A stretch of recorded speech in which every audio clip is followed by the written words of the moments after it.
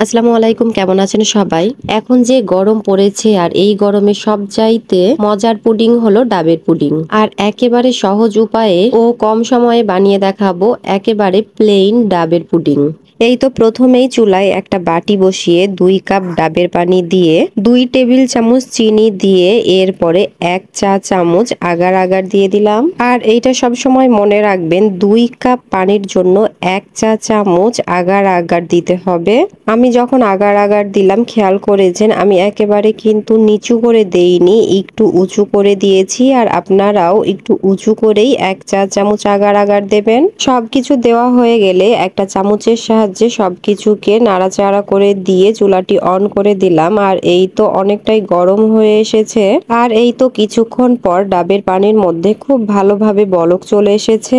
আর এই ডাবের পুডিংটা বানানোর সময় অবশ্যই সব সময় নাড়াচাড়া করতেই থাকবেন। আর এই তো খুব ভালোভাবে বলক চলে এসেছে। এখন আমি 5 থেকে 6 মিনিট খুব ভালোভাবে ফুটিয়ে নেব। ডাবের পুডিং বানাতে আমি 1 কাপ পানির জন্য 1 টেবিল চামচ চিনি দিয়েছি। মানে আমি এইখানে 2 কাপ ডাবের পানির জন্য 2 টেবিল চামচ চিনি দিয়েছি। ডাবের পানি এমনিতেই কিন্তু একটু মিষ্টি থাকে, এই জন্য আমি বেশি চিনি দেইনি, তবে আপনাদের যদি ইচ্ছে হয় বেশি দিতে পারেন। আর এই তো খুব ভালোভাবে ফুটানোর পর এখন আমি চুলাটি বন্ধ করে দিয়ে এইখানে আমি 1 পাউন্ড কেকের মোল্ড নিয়েছি। এখন ডাবের পানিগুলো গরম অবস্থাতেই মোল্ডের মধ্যে ঢেলে দেব।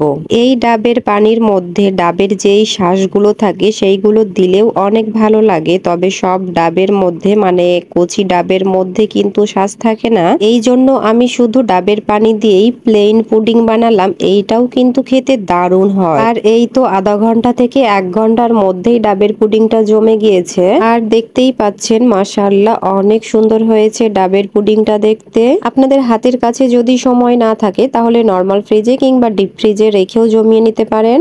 আর এই ডাবের পুডিংটা খেতে যেমন মজার, নাড়তেও কিন্তু আমার অনেক ভালো লাগে। আর এই তো এখন ছুরির সাহায্যে ছোট ছোট করে কেটে নেব।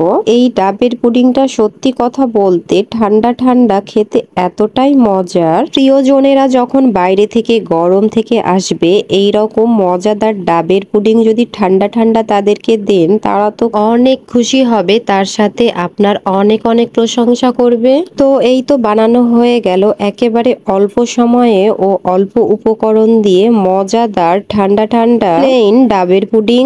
পুরো রেসিপিটি ফলো করে বাসায় একবার হলেও ট্রাই করেন। মজাদার প্লেন ডাবের পুডিং এর রেসিপিটি যদি আপনাদের ভালো লাগে তাহলে অবশ্যই একটা লাইক, কমেন্ট ও শেয়ার করে দেবেন। ধন্যবাদ সবাইকে। আল্লাহ হাফেজ।